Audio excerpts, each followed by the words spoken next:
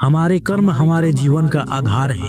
अच्छे कर्म हमारे जीवन को संवार सकते हैं, जबकि बुरे कर्म हमारे शारीरिक और मानसिक पीड़ा दे सकते हैं। एक गांव में रामदास नाम का एक व्यक्ति रहता था। रामदास मेहनती था, लेकिन स्वभाव से क्रोधी और स्वार्थी था।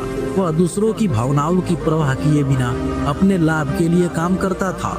उसका मानना था कि जो कुछ भी हो रहा है यह सिर्फ भाग्य का खेल है और कर्म का जीवन में कोई महत्व नहीं है।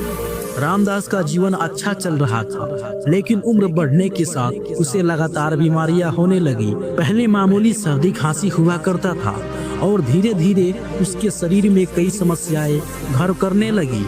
डॉक्टरों से इलाज कराने के बावजूद उसकी हालात में कोई खास सुधार नहीं हुआ। एक दिन गांव में एक वृद्ध संत का आगमन हुआ। संत बहुत ज्ञानी थे और लोग उनके पास अपने दुख दर्द लेकर आते थे। रामदास ने भी सोचा कि वह अपनी बीमारियों का हल उनसे पूछेगा। रामदास ने संत से कहा, महाराज मैं बहुत परेशान हूँ। मेरे शरीर में हर समय कोई ना कोई बीमारी लगी रहती है। मैंने कई डॉक्टरों से इलाज करवाया, लेकिन कुछ फायदा नहीं हुआ। क्या आप मेरी मदद कर सकते हैं? संत ने रामदास को ध्यान से देखा और मुस्कुराते हुए पूछा, बेटा क्या तुमने कभी सोचा है कि तुम्हारी बीमारियां सिर्फ शारीरिक नहीं बल्कि मानसिक और आत्मिक भी हो सकती है? रामदास चौंक गया। उसने पूछा, आपका क्या मतलब है महाराज? संत ने कहा, जीवन में हमारे कर्मों का गहरा प्रभाव हमारे शरीर और मन पर पड़ता है। जो बीज हम बोते हैं वही फल हमें मिलता है। क्या तुमने कभी अपने अतीत के कर्मों पर विचार किया है? रामदास ने झिझकाते हुए कहा, महाराज मैंने हमेशा अपने लिए ही सोचा है, दूसरों की भावनाओं को नजरअंदाज किया और स्वार्थी फैसले लिए, लेकिन इसका मेरी बीमारी से क्या संबंध है? संत ने समझाया, हमारे नकारात्मक कर्म हमारे शारीरिक और मन पर एक बोझ की तरह होते हैं। यह बोझ धीरे धीरे बीमारियों का रूप ले लेते हैं। किसी को ठेस पहुंचाना, किसी के साथ अन्याय करना या स्वार्थी होना हमारी आत्मा पर घाव करता है। इन घावों को ठीक किए बिना हम कभी पूरी तरह स्वस्थ नहीं हो सकते। रामदास को अपनी गलतियां का एहसास हुआ। उसने संत से पूछा, तो मुझे अब क्या करना चाहिए?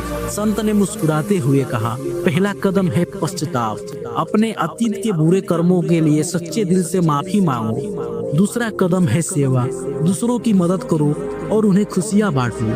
तीसरा कदम है सकारात्मक सोच और ध्यान, इससे तुम्हारा मन और शरीर दोनों शांत होंगे। रामदास ने संत की बात मान ली। उसने अपने जीवन को बदलने की ठान ली। वह लोगों की मदद करने लगा, अपनी गलतियों के लिए माफी मांगने लगा और नियमित ध्यान करने लगा। कुछ महीनों में उसकी बीमारियां धीरे धीरे कम होने लगी। रामदास ने सीखा कि कर्म और बीमारी का गहरा संबंध। यदि हम अपने कर्म सुधार ले तो न केवल हमारा मन और आत्मा स्वस्थ हो सकती है, बल्कि हमारा शरीर भी रहेगा। रामदास की जिंदगी अब बदल चुकी थी। वह पहले जैसा स्वार्थी और क्रोधी व्यक्ति नहीं रहा। गांव के लोग उसकी नई छवि देखकर हैरान थे। जो व्यक्ति कभी अपने लाभ के लिए दूसरों को चोट पहुंचाने से पीछे नहीं हटता था, वह अब गरीबों की मदद करता, बीमारों की सेवा करता और हर किसी के प्रति दया और सहानुभूति दिखाता। लेकिन रामदास का सफर यही खत्म नहीं हुआ। एक दिन वह संत से फिर मिलने गया और पूछा, महाराज मैंने अपने कर्म सुधार लिए हैं और बीमारियां भी अब कम हो रही है, लेकिन क्या मेरे अतीत के बुरे कर्म पूरी तरह मिट सकते हैं? संत ने गहरी सांस ली और बोले, बेटा अतीत के कर्मों के बीज पूरी तरह नष्ट नहीं होते, लेकिन वे अपना प्रभाव जरूर खो सकते हैं। जैसे ये कांटा यदि गहरा चुभा हो तो उसे निकालने के बाद घाव भरने में समय लगता है। इसी तरह अतीत के बुरे कर्मों का असर धीरे धीरे खत्म होता है, बरसते हम निरंतर अच्छे कर्म करते रहे। रामदास ने कहा, लेकिन महाराज कभी कभी मुझे लगता है कि मेरे किए हुए बुरे कर्म मुझे सजा दे रहे हैं। यह विचार मुझे डराता है। संत ने समझाया, डर मत, अतीत को बदलना तुम्हारे बस में नहीं है, लेकिन वर्तमान और भविष्य को संवारना तुम्हारे हाथ में है। अपने विचारों को सकारात्मक रखो और सबसे जरूरी बात, हर परिस्थिति में स्वीकार करना सीखो। बीमारी हो, दुख हो या कोई कठिनाई, इन्हें अपना गुरु मानो। यह तुम्हें सबक सिखाने के लिए आती है, तुम्हें सजा देने के लिए नहीं। रामदास ने संत की बात गांठ बांध ली। वह हर दिन अपने जीवन में सुधार लाने की कोशिश करता उसने एक आश्रम की स्थापना की जहां गरीबों को भोजन और चिकित्सा सुविधा दी जाती। रामदास ने अपनी सारी संपत्ति समाज सेवा में लगा दी। कुछ सालों बाद जब रामदास का अंत समय आया तो वह पूरी तरह शांत और संतुष्ट था। गांव के लोग उसे एक प्रेरणा मानते थे।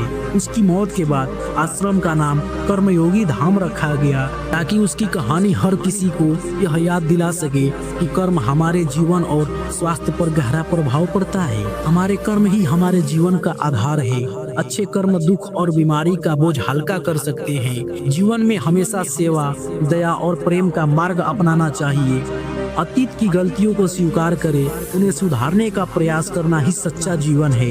इस कहानी से यह स्पष्ट होता है कि कर्म और बीमारी के बीच का संबंध बहुत गहरा होता है। हमारे अच्छे कर्म न केवल हमें मानसिक और आत्मिक शांति देते हैं, बल्कि हमारे शरीर को भी स्वस्थ रखने में मदद करते हैं।